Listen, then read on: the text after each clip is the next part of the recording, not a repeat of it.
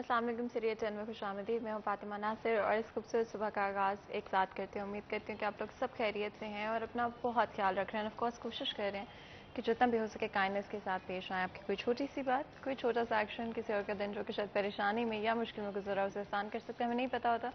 But हर किसी की life में अपनी तरह की स्ट्रगल्स होती हैं। हर कोई कुछ ना कुछ ऐसा होता है जिसकी वजह से परेशान होता है। तो अगर आपको लगता भी है किसी की बात बुरी भी लग जाती है तो कोई बात नहीं, थोड़ी देर के लिए सिचुएशन से दूर करें अपने आप को, थोड़ा सा काम डाउन हो, फिर जाके सिचुएशन से डील करने की कोशिश करें। प्रोग्राम का आगाज़ करते हुए सबसे पहले बात करते हैं फैसलाबाद शहर के मौसम की सूरत हाल के हवाले से। अगर मैं बात करूँ ज़्यादा से ज़्यादा टेम्परेचर की आज के रोज़ में 44 डिग्रीज़ रहेगा और कम से कम टेम्परेचर रहेगा 28 डिग्रीज़। अगर हम यूवी इंडेक्स की बात करते हैं इस वक्त 8 है जो कि काफ़ी ज़्यादा हाई है। अगर हम 7 से ऊपर कभी भी यूवी इंडेक्स की बात करते हैं तो उसका मतलब है कि आपकी आइज़ को डैमेज हो सकता है, आपकी स्किन डैमेज हो सकती है। इसे कोशिश करें कि सन ग्लासेस पहनकर बाहर निकले या फिर कोई ना कोई कैप लाजमी तौर पे पहन ले अपनी आंखों को प्रोटेक्ट करने के लिए और सनस्क्रीन का इस्तेमाल ज़्यादा से ज़्यादा करने की कोशिश करें। ठंडे पानी की बोतल अपने साथ कैरी करें।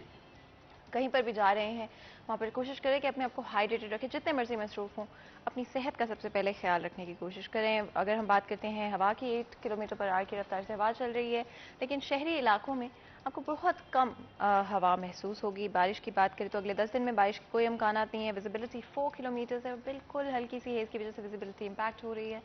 आगे बढ़ते हुए आपको पता है हर दिन का आगाज़ हम एक पॉजिटिव मैसेज के साथ, एक पॉजिटिव ख्याल के साथ करते हैं। एक दिन एक नेकी में मुफ्ती अहमद अली हमारे साथ मौजूद है, चलते हैं उनके पास।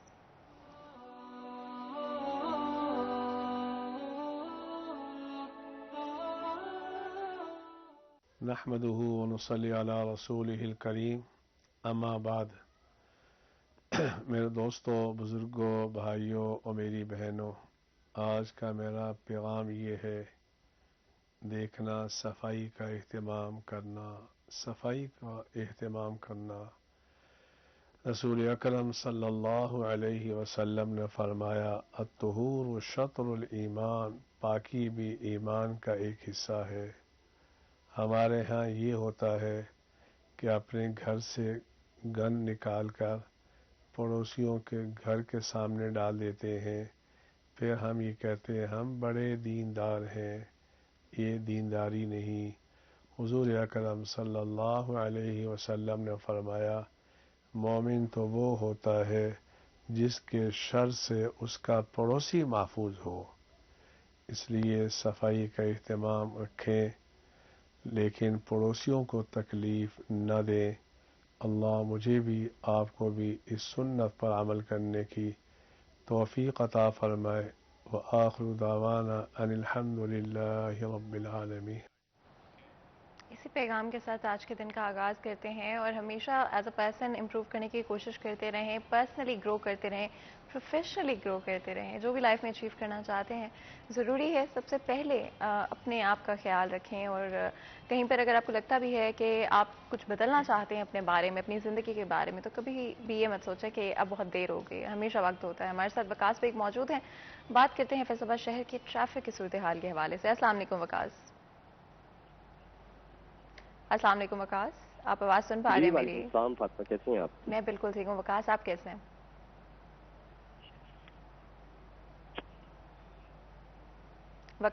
वकास मैं एक दफ़ा फिर पूछ लेती हूँ, कैसे हैं आप? आई थिंक आवाज़ शायद वकास नहीं सुन पा रहे हैं मेरी। और आपको पता है कि सिग्नल्स का इशू आजकल पता नहीं क्यों इतना परसिस्टेंट होता जा रहा है। ट्रैफिक के हवाले से अगर हम थोड़ी सी बातचीत करें, आप लोगों को अंदाज़ा होगा कि फैसलाबाद शहर की ट्रैफिक हमें कंसिस्टेंटली बढ़ती हुई नज़र आ रही है। इसी वजह से हमारी कोशिश होती है कि सुबह सवेरे आपको ज़रूर एक अपडेट दें, आप लोगों को अंदाज़ा हो कौन सी रूट्स अवॉइड करें, कौन सी रूट्स पे आप जा सकते हैं, कहाँ पर कंस्ट्रक्शन वर्क हो रहा है। वकास से एक दफ़ा फिर बात करने की कोशिश करते हैं। अस्सलाम वालेकुम वकास। जी वालेकुम सलाम फातिमा। वकास कैसे हैं आप? अल्हम्दुलिल्लाह मैं ठीक हूँ, आप बताइए ठीक है? मैं बिल्कुल ठीक हूँ अल्हम्दुलिल्लाह। आगे बढ़ते हुए वकास बताइएगा आज फैसलाबाद शहर के ट्रैफिक की क्या सूरत हाल है? फातिमा बिल्कुल, ट्रैफिक की सूरत हाल के हवाले से अगर बात करें तो फैसलाबाद की मुख्तलिफ शाहराहें जो हैं उन पे आज भी कुछ बंदिशें मौजूद हैं, जिसमें हम खासकर जिक्र कर सकते हैं सत्याना रोड और जड़ावाला रोड का। चूंकि दोनों रोड जो है, खासकर जड़ावाला रोड जो है सेंट्रल जेल के बाद से जड़ावाला तक जो है वो ज़ेर तामीर है, जिसके बाद ट्रैफिक सुस्त रवि का शिकार है।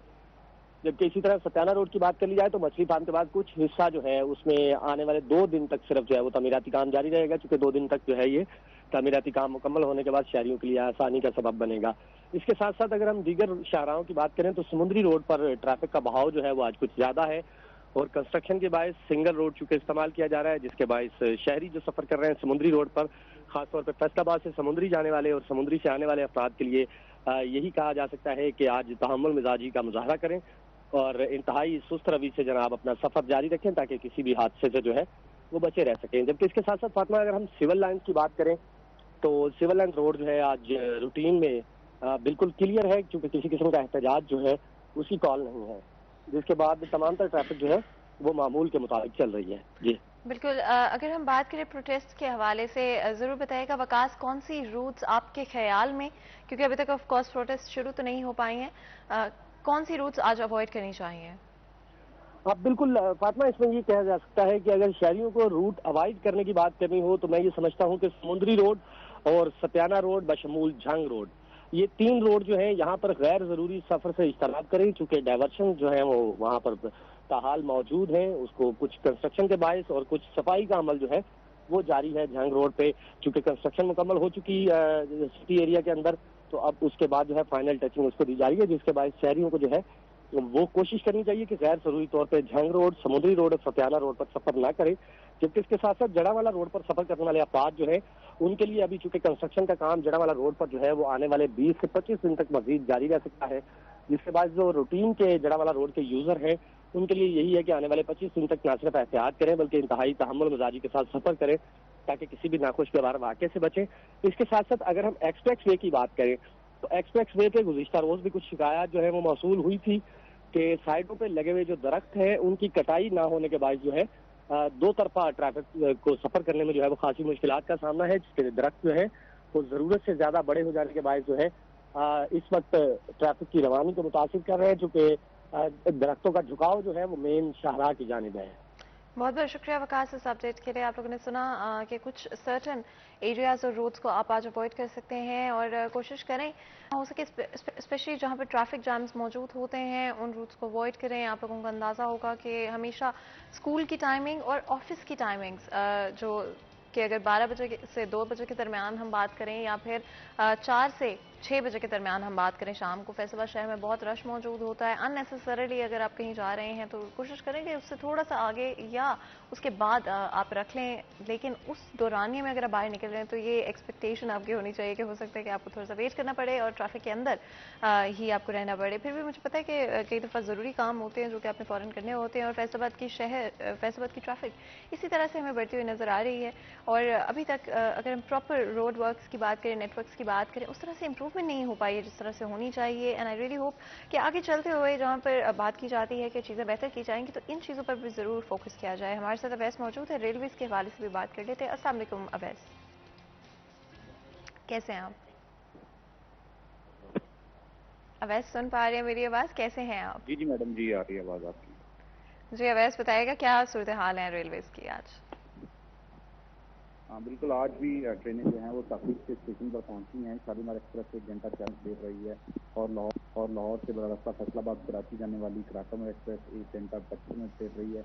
कराची से बरास्ता फैसलाबाद लाहौर जाने वाली जो शाह हुसैन है वो 1 घंटा लेट रही है।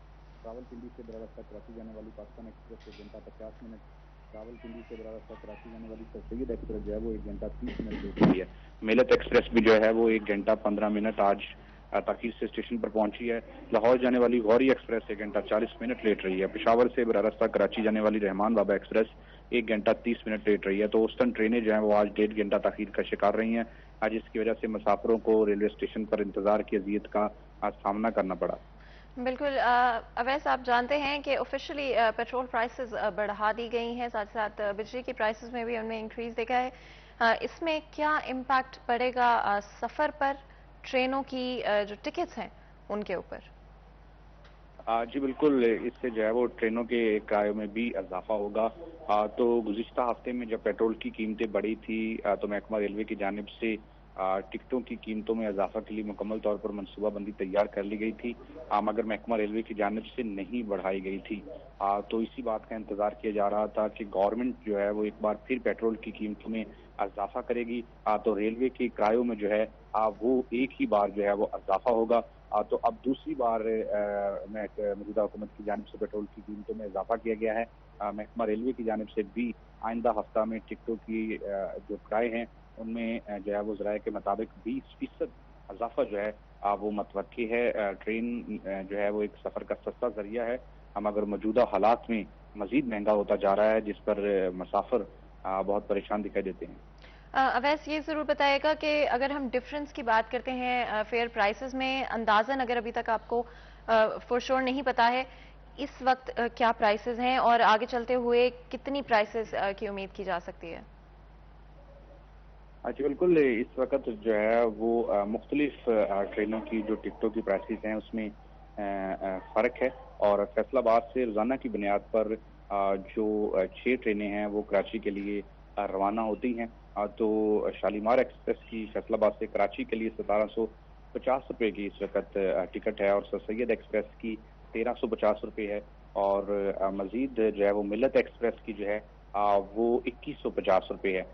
तो 20% इजाफा होने से जो है वो फैसलाबाद से कराची के लिए बिलखसूस जो है वो 300 से 400 रुपये टिकट में जो है वो मजीद इजाफा होगा। तो फैसलाबाद से जो लाहौर के लिए है वो सुबह के औकात में जो ट्रेन रवाना होती है गौरी एक्सप्रेस, उसमें जो है फैसलाबाद से लाहौर के लिए 350 रुपये किराया है, मगर अब जो है वो 500 से भी बढ़ जाएगा आइंदा हफ्तों में, जब महकमा रेलवे की जानिब से 20% टिकटों में इजाफा किया जाएगा। तो इससे एक वाज़ह जो है वो फर्क दिखाई देगा। दीगर ट्रांसपोर्ट की निस्बत महकमा रेलवे और रेलवे सफर को जो है वो सस्ता सफर का जरिया समझा जाता है, मगर अब जो है वो सूरत हाल बिल्कुल मुनफरिद दिखाई देती है। महंगाई जो है उसने मतवसत तबका को बुरी तरह मुतासर किया हुआ है। तो महकमा रेलवे पहले ही खसारे में डूबा हुआ है। महकमा रेलवे का पैरों पर खड़ा होना इंतहाई मुश्किल दिखाई देता है। तो ऐसे में किरायों में इजाफा जो है वो उससे जो है वो रेलवे रेवेन्यू पर भी जो बुरे असरात हैं वो मरतब होंगे, जिसके लिए एक जामिया मनसूबाबंदी महकमा रेलवे को करना होगी, ताकि मुसाफिरों को नहीं फराहम किया जाए, रेलवे को पैरों पर खड़ा किया जाए, मगर ऐसी सूरत हाल जो है वो दिखाई नहीं देती। बिल्कुल, बहुत बहुत शुक्रिया अवैस इस अपडेट के लिए। आप लोगों ने सुना कि रेलवेज की प्राइसेस में भी हाइक नज़र आएगा, और अगर हम बात करें तो 300 से 500 रुपए के दरमियान मोस्टली ट्रेन के फेयर में इंक्रीज़ होगा, जिसका ऑफ कोर्स मुसाफिर पर पड़ेगा। जहां पर हम इन्फ्लेशन की बात करते हैं, इस वक्त इकोनॉमिकल क्राइसिस काफ़ी परेशानी की सूरत हाल इख्तियार करते हुए नज़र आ रहे हैं, और जिस तरह से मुसाफिरों को परेशानियों का सामना करना पड़ता है, मज़ीद कोई भी पॉजिटिव चीज़ इस वक्त होती हुई नहीं नज़र आ रही। उम्मीद ये होगी कि आगे चलते हुए जल्द अज जल्द जो भी इकोनॉमिकल इश्यूज हम फेस करें इस वक्त उनको सॉल्व करने की कोशिश की जाए, और आम आवाम की, आम आदमी के जो मसाइल हैं उनको सॉल्व करने की कोशिश की जाए। आपको पता है हमारी हमेशा कोशिश रहती है कि फैसलाबाद शहर के भी डिफरेंट इशूज़ के हवाले से बात करें, और इवन तो कुछ इशूज़ नेशनल होते हैं या प्रोविंशियल होते हैं, लेकिन हमारा फोकस हमेशा फैसलाबाद शहर के ऊपर ही रहता है। आगे बढ़ते हुए आज हम स्पेशली वेस्ट मैनेजमेंट के हवाले से बात करेंगे। ईद भी नज़दीक आ रही है, और हाल ही में जो ईद गुजरी है उसके हवाले से भी बात करेंगे। डिफरेंट प्रोजेक्ट्स और इनिशिएटिव्स इस वक्त इन प्रोसेस हैं, और कोशिश की जा रही है कि वेस्ट मैनेजमेंट के हवाले से चीज़ों को इम्प्रूव किया जाए। अगर हम अपनी सोसाइटी को ओवरऑल देखते हैं, अगर हम अपनी इलाकों को देखते हैं, फैसलाबाद शहर के कुछ इलाकों में मोस्टली एरियाज़ में, बल्कि स्पेशली वो एरियाज़ जो कि कॉमनली इस्तेमाल किए जाते हैं, जहाँ पर बाज़ार मौजूद हैं, वहाँ पर वेस्ट मैनेजमेंट के हवाले से चीज़ों को बहुत ज़्यादा इम्प्रूवमेंट की ज़रूरत है। हम देखते हैं कि डस्टबिन्स के हवाले से वो या तो आपको पूरी भरी हुई नज़र आती हैं या फिर नज़र ही नहीं आती हैं, और इस हवाले से डेफिनेटली आई डू थिंक कि बहुत सारी चीज़ों को बदलने की ज़रूरत है। हमारे एटीट्यूड को भी बदलने की ज़रूरत है, बिकॉज हमेशा हम सिर्फ इदारों के ऊपर सारा ब्लेम नहीं डाल सकते हैं, गवर्नमेंट के ऊपर सारा ब्लेम नहीं डाल सकते। हमें खुद भी शहरी होने के तौर पर कुछ जिम्मेदारी लेने की ज़रूरत है, और इस चीज़ को भी डिस्कस करेंगे कि कहाँ पर हमारी रिस्पॉन्सिबिलिटी है, कहाँ पर इदारों की रिस्पॉन्सिबिलिटी है, और अगर हम मिलकर काम करेंगे तब ही हम सच में इम्प्रूवमेंट की तरफ जा सकेंगे। हमारे साथ बहुत ही खास मेहमान आज मौजूद है स्टूडियो में। जल्दी से मैं आपका इंट्रोडक्शन करा देती हूँ। सबसे पहले तो जी अब्दुर्रहमान हमारे साथ मौजूद है, जो कि हमारे सीनियर रिपोर्टर हैं। अब्दुर्रहमान, आपको वेलकम करते हैं शो में। बहुत बहुत शुक्रिया आपका, हमारे लिए वक्त निकालने के लिए, हमारी ऑडियंस के लिए वक्त निकालने के लिए। साथ ही साथ बिलाल फिरोज जो है साहब भी हमारे साथ मौजूद हैं, जो कि चीफ एग्जीक्यूटिव ऑफिसर हैं फैसलाबाद वेस्ट मैनेजमेंट कंपनी के। आपको वेलकम करते हैं शो में। बहुत बहुत शुक्रिया आपका, आपने हमारे लिए वक्त निकाला, हमारे शो के लिए वक्त निकाला, एंड इतने इंपॉर्टेंट सब्जेक्ट के ऊपर बात करने के लिए आप आज हमें ज्वाइन करें। अगर हम बात करते हैं वेस्ट मैनेजमेंट की, तो आई डू थिंक अब्दुर्रहमान के रिसेंटली अगर हम शहर की तरफ देखते हैं डिफरेंट अदर सिटीज से कंपैरिजन में, एंड मैं हमेशा कंपैरिजन इसलिए नहीं करती हूँ कि किसी भी तरह से किसी को बुरा महसूस करवाया जाए, बल्कि इसलिए क्योंकि फैसलाबाद एक मेजर सिटी है। यहाँ पर इंडस्ट्री की बात करें, लोगों की बात करें, पॉपुलेशन की बात करें, हर तरह से हम एक मेजर सिटी है, लेकिन फिर भी मेजर सिटीज वाला नजर नहीं आता। अब्दुर्रहमान, अगर हम करंटली सूरत हाल देखते हैं वेस्ट मैनेजमेंट के हवाले से, हम कहाँ पर स्टैंड करते हैं और किन चीज़ों को आपके ख्याल में इंप्रूव होने की जरूरत है? Thank you Fatima. देखिए, सबसे पहले तो जो हमारा जो सिविक सेंस है उसको इम्प्रूव होने की ज़रूरत है। जो शहरियों का रवैया होता है टूवर्ड्स दी शहर की जो सफाई के मुतालिक जो चीज़ें फेंक देते हैं जगह जगह, या जिस तरह से सफाई के लिए डस्टबिन नहीं रखे होते, तो ये मतलब दुकानदारों को सोचने की ज़रूरत है, शहरियों को सोचने की ज़रूरत है। फिर उसके बाद हम ब्लेम दे सकेंगे मुख्तलिफ डिपार्टमेंट्स को कि कहाँ कहाँ उनके फ्लाज मौजूद है, मशीनरी की कमी है या मुलाजमिन की कमी है, या एक बार जो आते हैं वो दो दो तीन तीन दिन तक मुख्तलिफ इलाकों में नहीं आते। कुछ सोसाइटीज़ में जो पैसे ले लिए जाते हैं सफाई के नाम पर, लेकिन वहाँ पर भी फैसलाबाद वेस्ट मैनेजमेंट कंपनी का वेट किया जाता है। तो ये मजमूई तौर पर जो सूरत हाल बनती है उसमें अवाम भी उतनी ही कसूरवार है, उसमें दुकानदार भी उतने ही कसूरवार हैं, जितने कंपनीज़ के जो वर्कर्स हैं जो कि कई सालों से लगे हुए हैं, बूढ़े होने के करीब हैं, तो उनकी जो रिटायरमेंट का इशू या जो नए लोगों की कमी है कि बहुत ज़्यादा तादाद में यंग लोग नहीं आ रहे, कई तरह के मसले हैं। इन पर जो है वो एक पूरा जो है वो स्टेक होल्डर्स को मिलकर लाया अमल बनाने की ज़रूरत है, ताकि शहर को साफ़ किया जाए। जिस तरह से आपने बात की बड़े शहरों की, तो पंजाब का जो दूसरा बड़ा शहर है फैसलाबाद, उस लिहाज से तो इसको लाहौर के बराबर होना चाहिए, लेकिन बाज़ औक़ात हम समझते हैं कि यहाँ पर शहरी एरिए में जो मेन शाहराएँ हैं वहाँ पर ज़्यादा फोकस कर दिया जाता है, जो अंदरून इलाके हैं, अंदरून गलियाँ हैं, वो नज़रअंदाज हो जाती हैं। बिल्कुल, हमारे साथ बिलाल साहब भी मौजूद हैं। ज़रूर बताइएगा, स्पेशली जिस तरह अब्दुर्रहमान ने मेंशन किया कि जो दूर दराज के इलाके हैं, जो रिमोट एरियाज़, तो मैं नहीं कहूँगी, लेकिन जो डिफरेंट एरियाज़ हैं उनमें क्यों अभी तक हम वेस्ट मैनेजमेंट के हवाले से इम्प्रूवमेंट नहीं ला सकते? शुक्रिया फातिमा। इसमें सबसे पहले तो मुझे बड़ी खुशी हुई कि आपकी रियलाइजेशन जो है प्रॉपर मौजूद है। आपने भी जो बात की वो पब्लिक के एटीट्यूड की बात की, अब्दुर्रहमान ने भी जो बात की वो इस चीज़ की बात की कि लोगों का जो अपना इंक्लिनेशन है, जो उनका एप्टीट्यूड है इस सारी चीज़ के मुतल्लिक लेके, वो उसके रिस्पॉन्स की ज़रूरत है। जितना इदारे आएंगे बाद में, पहले इंसान खुद बदलेगा, लोग बदलेंगे, शहर बदलेगा। बाकी जहाँ तक ताल्लुक़ है शहर की अहमियत का, इसका सबको अंदाज़ा है। पाकिस्तान का तीसरा बड़ा शहर है, पंजाब का दूसरा बड़ा शहर है, इंडस्ट्रियल सिटी है, इंटरनेशनल सिटी है, दुनिया आ रही है जा रही है यहाँ पे। तो इसकी जो आउटलुक है, जो इसकी खूबसूरती है, वो भी तकाजा करती है कि पब्लिक का रिस्पॉन्स भी, और जहाँ तक कमिटमेंट मेरी है, इदारों की कमिटमेंट है, तो वो तो अल्हम्दुलिल्लाह हम कमिटेड है। अपने सारे मसाइल की वजह से के बावसफ़ जितने भी इश्यूज़ हैं हमारे छोटे मोटे, वो HR के इश्यूज़ हो सकते हैं, वो मशीनरी के इशू हो सकते हैं, इसके बावजूद हम पूरी कमिटमेंट के साथ इस शहर के लोगों की खिदमत के लिए हम वतन वर्क कर रहे हैं। सारा अपना पूरा जिस्म जान से काम कर रहे हैं। हम सुबह 5 बजे काम शुरू करते हैं जब दुनिया सो रही होती है, और तकरीबन सारा दिन काम चल रहा होता है।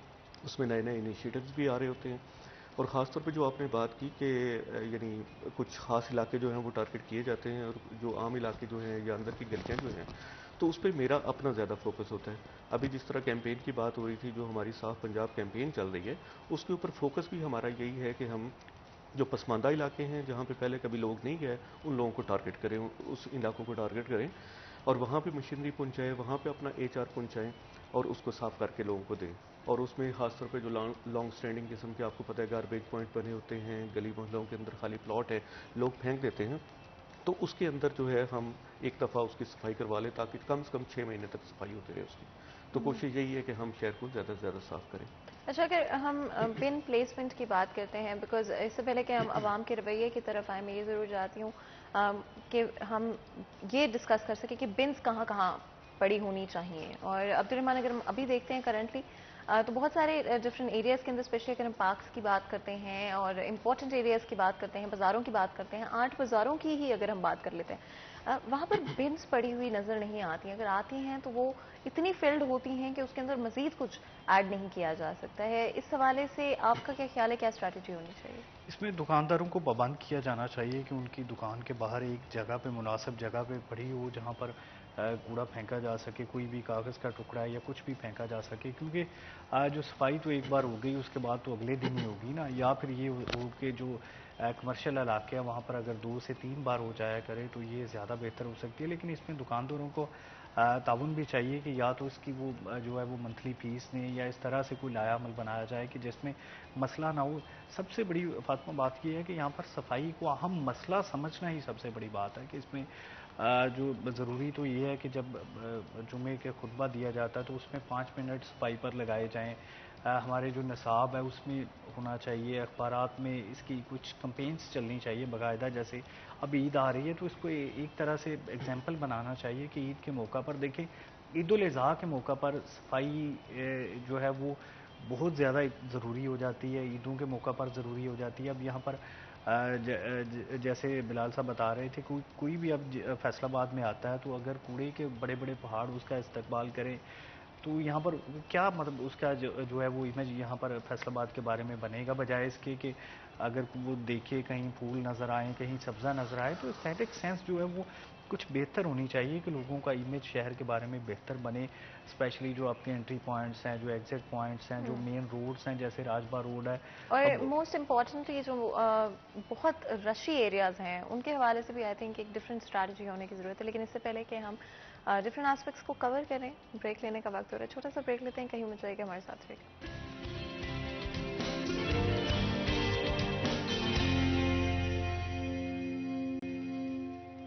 Welcome back. सिटी चैनल में एक दफ़ा फिर आपको खुशामदीद कहते हैं। ब्रेक में जाने से पहले आज वेस्ट मैनेजमेंट के हवाले से बात करें, different issues and different aspects को कवर करने की हमारी कोशिश रहेगी आज के दिन।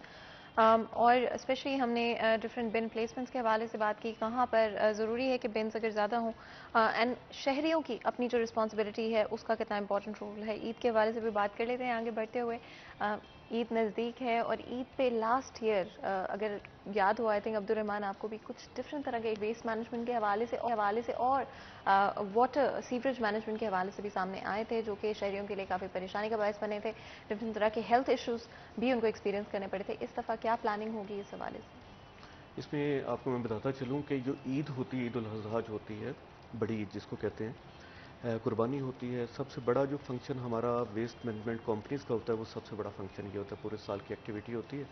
ये जो 3 से 5 दिन होते हैं, ये बड़े ट्रबलसम होते हैं। सफाई का जो मसला है, आपको पता है कि जब वो ओजरी और उसकी जो रिमेन्स हैं, जानवरों की कुर्बानी की जो अलाइशें हैं, वो शहर के अंदर खुदा न खास्ता थोड़ी देर पड़ी रहें तो जो बदबू उसकी और जो स्मेल फैलेगी वो ऑब्वियसली शहरियों के लिए जीना दूभर कर देगी। तो उसके लिए स्पेशल अरेंजमेंट्स भी किए जाते हैं। आप कह लें कि उसकी 3 महीने पहले तैयारी शुरू हो जाती है।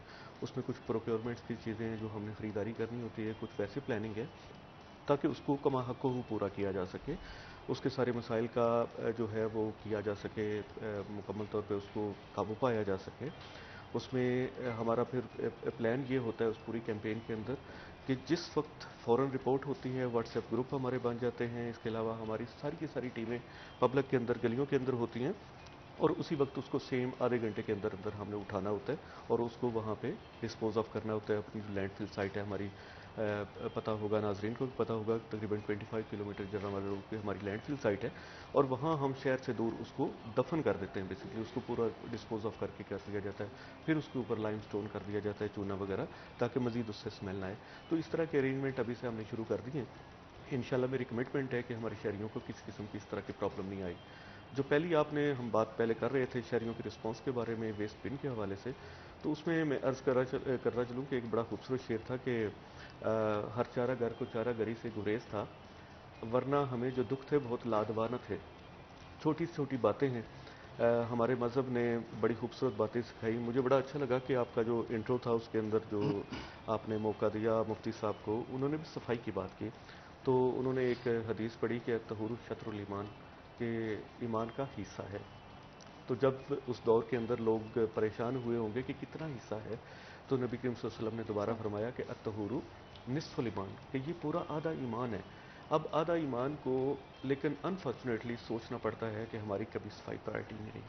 میں نے دنیا کی تہذیبوں کو جب پڑھا تو آپ اگر اسٹڈی کرتی ہیں دنیا کی عروج و زوال جو تہذیبوں کا ہوتا ہے اس کے اندر جو اچھی اچھی چیزیں ہوتی ہیں اس کے اندر جو قوموں کو اوپر لے کے جاتی ہیں وہ دو چیزیں اس میں بڑی گلیئرنگ ہوتی ہیں جو نارملی نوٹس نہیں ہوتی. لوگ جرت کی بات کرتے ہیں, بہادری کی بات کرتے ہیں, ملٹری پرویس پاورز کی بات کرتے ہیں, لیکن جو باتیں جو انسانی مزاج کی باتیں ہیں, سادہ سادہ سی باتیں, وہ لوگ نہیں ذکر کرتے. وہ ہے سادہ سی ایک سادگی اور دوسری صفائی. ابھی بھی آپ پوری تہذیبیں پڑھ لیں جو اچھی ویسٹرن سویلائزیشن اس وقت عروج کے اوپر ہے, یا ہمارے ترقی یافتہ مسلم ممالک دیکھ لیں, ملائیشیا کو دیکھ لیں, آپ ٹرکی کو دیکھ لیں, سعودیہ کو دیکھ لیں, وہاں کے اوپر صفائی کے اوپر جتنا زور دیا جاتا ہے کسی اور چیز پہ زور نہیں دیا جاتا. شہروں کی جو آؤٹ لک ہے, پرسنل ہائیجین ہے لوگوں کی, وہاں سے شروع کر کے ویسے شروع تو ہم نے اپنے آپ سے کرنا ہے. اگر میں صحت مند ہوں, میں صاف ستھرا ہوں, میں اپنی ہائیجین کا خیال رکھتا ہوں, تو میں نے آگے بھی ٹرانسمٹ کرنا ہے اس میسج کو اپنی فیملی کے اوپر, اپنے گھر کے اوپر, اپنی گلی, اپنا معاشرہ, اپنا شہر. تو ہماری پرائرٹی شہر ہے. اس میں میری ریکویسٹ بار بار ہوتی ہے, میں تاجروں کے اندر بھی جاتا ہوں, عوام کے اندر بھی جاتا ہوں. بڑا دکھ ہوتا ہے جب عوام میں خواتین, ہماری بہنیں جو ہیں مائیں, وہ پھینکتی ہیں باہر سے, کھڑکیوں کے اندر سے شاپر پھینکا جاتا ہے گلی کے اندر, گلی کی صفائی کا خیال نہیں رکھا جاتا. اس میں یہ ہے کہ ہم گھر کے اندر ڈسٹ بن کا کلچر دیں, بچوں کو ابھی سے بتانا شروع کر دیں. ہماری نسل تو گئی سو گئی, لیکن کم سے کم آئندہ جو آنے والی نسلیں ان کو تھوڑا سا ہم ٹرین کر لیں ان ساری چیزوں کے اوپر. جو مینرز ہیں, جو اخلاقیات ہیں, جو ایتھکس ہیں, اس کا بڑا برا حال ہے. تو اس میں میری سارے جو ناظرین سے گزارش ہے کہ آپ اپنے گھر سے شروع کریں. وہ جارج برنارڈ شاہ نے کہا تھا کہ جو اچھائی ہے یا برائی ہے وہ ایک ذات سے شروع ہوتی ہے جو آپ کی اپنی ذات ہے. اگر اپنے آپ کو ٹھیک کر لیتے ہیں, دنیا کا شکوہ کرنے سے بہتر ہے کہ اپنے آپ کو ٹھیک کریں اور یہ یقین کریں کہ دنیا سے ایک برے آدمی کا خاتمہ ہو گیا. یہ آپ کو یقین کر لینا چاہیے. تو ہمیں بھی اپنے آپ سے سٹارٹ کرنا ہے. دکانوں والوں سے, وینڈر سے, جو جتنے 8 بازاروں کی بات ہم کر رہے تھے, ان کے ساتھ میں بار بار گزارش کر چکا ہوں کہ آپ جو اسپیشلی کریانے والی دکانیں ہیں, کپڑے والی دکانیں ہیں اور بہت سارے, وہ سارا وہ عموماً صفائی کرتے ہیں صبح اٹھ کے. ہماری صفائی ہوتی ہے, اس میں بڑا ٹیکنیکل پوائنٹ ہے, صبح 5 بجے ہم سٹارٹ کرتے ہیں, 9 بجے تک تقریباً ہمارے بازار صاف ہو چکے ہیں کمپلیٹ. اگر آپ 8 بجے جا کے دیکھیں گی, 9 بجے جا کے دیکھیں گے, دے ول بی کمپلیٹلی کلین. اس کے بعد کیا ہوتا ہے, اس کے بعد جب ہمارا تاجر بھائی دکان کھولتا ہے, دکان کھول کے اس کا وہ چھوٹا یا وہ خود اندر سے صفائی کرتا ہے. صفائی کر کے وہ اس طرح سامان اٹھاتا ہے, اس کے پاس ڈسٹ بن نہیں ہے انفارچونیٹلی, وہ اٹھاتا ہے, اٹھا کے اپنی دکان کے آگے جا کے ڈھیر لگا دیتا ہے. یا سمپلی اس کے پاس وہ برش, وائپر والا برش ہے, اس کے ساتھ کرتا کرتا کرتا وہ سڑک کے اوپر لے آتا ہے. اس سڑک کس کی ہے؟ سڑک بھی تو اس کی ہے نا, اس سے بلانگ کرتی ہے یا ہم سے بلانگ کرتی ہے. وہ اپنا گند باہر نہ پھینکے. وہ ایک طریقہ اس میں بڑی اچھی اس میں ہو سکتی ہے تجویز جو ہے کہ وہ اپنی جب دکان بند کرنی ہے, رات کو 12 بجے کر رہا ہے, 1 بجے کرتا ہے, وہ دکان بند کرتے وقت اس کی صفائی کرے, صفائی کر کے باہر پھینک دے, مجھے اس پہ کوئی اعتراض نہیں ہوگا. لیکن جب ہماری صفائی ہو چکی تو اس کے اوپر, کیونکہ وہ ویزیبلٹی جو اس کی گند کی ہے وہ پورا دن رہے گی. اگر وہ 9 بجے پھینکتا ہے تو وہ 10 سے لے کے شام تک رہے گی, بلکہ اگلے دن تک رہے گی جب تک ہم دوبارہ اس کو صفائی نہیں کریں گے. تو یہ رویہ چینج کرنے کی ضرورت ہے. چھوٹی چھوٹی ڈسٹ بن کی ضرورت ہے. آپ رکھ سکتے ہیں, بڑی نامنل پرائسز پہ مل رہی ہیں. جن کے پاس ڈسٹ بن نہیں, میں فروٹ والوں اور ریڈی والوں اور یہ جو سبزی والے ہیں ان سے کہتا ہوں کہ آپ کے پاس وہ فروٹ کا کریٹ ہوتا ہے نا لکڑی کا, وہ اس کی کوئی قیمت ہی نہیں ہے نا, تو وہ آپ خالی کرتے ہیں, وہی رکھ لیں, اس کے اندر ہی اپنی وہ جو ریمینز ہیں یا دوسرا گند ہے اس کے اندر آپ ڈال دیں, تو وہ ہم اٹھا لیا کریں گے. یہ کرنا کوئی مشکل نہیں. بات رویے کی ہے تو رویہ چینج ہمیں کرنا اینڈ پڑے آئی گا. تھنک اویئرنیس کا بھی ایشو ہے, بیکاز موسٹ لوگوں کو شاید اندازہ نہیں ہے کہ کس طرح سے وہ انوائرمنٹ کو ڈیمیج کر رہے ہیں, اپنے ہی علاقے کو انفیکٹ گندا کر رہے ہیں, اور کہاں پر ہم اپنا کردار ادا کر سکتے ہیں. آپ ڈسٹ بنس خریدیں, پراپرلی کوشش کریں کہ ڈسپوز آف جو آپ نے کرنا ہے, آپ کے ایٹ لیسٹ جو گھر کا ہے, دکان کا ہے, جہاں پر بھی آپ کی اپنی جو جگہ ہے وہاں پر تو آپ صفائی رکھیں. پلاسٹک ویسٹ کی اگر ہم عبدالرحمان بات کریں, پلاسٹک ویسٹ پاکستان میں بہت زیادہ ہے. ہم انفیکٹ کوشش کی جا رہی ہے اس کو کاؤنٹر کرنے کی, پلاسٹک بیگز کو اوائڈ کرنے کی. آپ کو یوزلی اب دکانوں میں پے کرنا پڑتا ہے, چھوٹی دکانوں میں ابھی بھی آپ کو پلاسٹک بیگز مل جاتے ہیں آرام سے, لیکن بڑے شاپس میں, بڑے گروسری سٹورز میں اب اس طرح سے اویلیبلٹی نہیں ہوتی ہے, پیپر بیگ استعمال کیا جاتا ہے. کیا یہ ایک پازیٹیو سٹیپ ہے؟ اور ابھی تک اس کی امپلیمنٹیشن چھوٹی شاپس پر اور ڈفرینٹ ایریاز کے اندر ابھی بھی نہیں ہو پائی ہے, اس پر کیا کرنا ہوگا؟ فاطمہ یہ بھی دیکھیے ایک پبلک ایٹیچیوڈ ہے یہ. اگر کچھ سال پہلے دیکھیں لوگوں کے پاس تھیلے ہوتے تھے, ابھی بھی بنائے جا سکتے ہیں خود سے ہی. اپنے گھر میں جو دانے والی جو بوریاں ہوتی ہیں ان کا تھیلا کاٹ کے بنایا جا سکتا ہے, ایک پرچیز کیا جا سکتا ہے اچھا سا, اور وہ کئی بار کام آ سکتا ہے. جو مطلب پلاسٹک بیگ یا شاپر جو ہے اس کی وجہ سے اس کے ڈسپوز آف ہونے میں کئی صدیاں لگ جاتی ہیں، مطلب کئی سال نہیں، کئی سینچریز اسے درکار ہیں. تو یہ پوری دنیا کا سب سے بڑا مسئلہ بن کے سامنے آیا ہے کہ کس طرح سے اس کو ڈسپوز آف کیا جائے. ایک تو یہ بہت سستا پڑتا ہے، پھر اس میں جو اویلیبلٹی آسانی سے ہو جاتی ہے، تو اس کی وجہ سے اس پر جو قابو پانا وہ بڑی مشکل ہے. اسلام آباد میں کوشش کی گئی تھی کہ اس پر قابو پایا جائے، ایک اس کو ماڈل سٹی بنایا جائے، لیکن اس میں بھی ناکامی ہوئی. فیصل آباد میں دیکھیں بڑے سٹورز تو اویسلی اس پر عمل درآمد کر رہے ہیں، لیکن وہ کتنے ہیں؟ چند ایک ہی ہیں نا. زیادہ تر تو چھوٹی کریانہ شاپس ہیں جو ہر گلی محلے میں، وہ ان پر جو ہے وہ قابو پانے کے لیے کوئی کام نہیں کر رہی ہیں. اور یہ بھی لوگوں کے رویے پر ڈیپینڈ کرتا ہے، لوگوں کو بتایا جائے کہ اس کی جو ہے وہ کتنی ضرورت ہے. پھر اس میں ہمارے سب سے بڑا مسئلہ یہ ہے کہ جو کوڑا ہے اس کو الگ الگ نہیں رکھا جاتا، کھانوں میں نہیں بانٹا جاتا نا.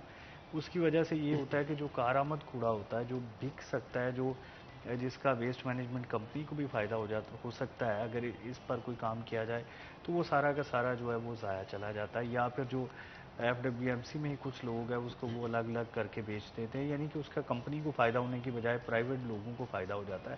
تو یہ بھی ہے کہ کچھ اس طرح سے جو پلان کیا جائے کہ لوگ خود ہی جو ہے وہ الگ الگ رکھیں اسے. اور پھر اس کے بعد جو پلاسٹک کی چیزیں ہوں گی یا کچھ ایسی چیزیں جن کو ریسائیکل کیا جا سکتا ہے، تو وہ تو ایک سمجھ لیں کہ ایک ایسٹ ہوگا کمپنی کے لیے نا. پھر اس میں جو کوڑے سے بجلی پیدا کرنے کے حوالے سے بھی کئی بار کوشش کی گئی، لیکن اس میں بھی ابھی تک جو ہے وہ کمپنی کو ناکامی کا سامنا ہے. تو یہ چیف صاحب زیادہ بہتر بتا سکتے ہیں کہ کیا وجوہات بنی. بالکل. اس سے پہلے کہ ہم مزید گفتگو کریں اور جب بریک سے واپس آئیں گے تو اسپیشلی ان چیزوں کو کیسے ڈیل کیا جا سکتا ہے، کہاں پر ہماری رسپانسبلٹی ہوگی، اور ہم شہری کے طور پہ کیا کر سکتے ہیں صفائی کی بہتری جو پوزیشن ہے اس وقت اس کو بہتر کرنے کے لیے. لیکن اس سے پہلے ایک بریک لیتے ہیں، کہیں مت جائے گا، ہمارے ساتھ رہے گا.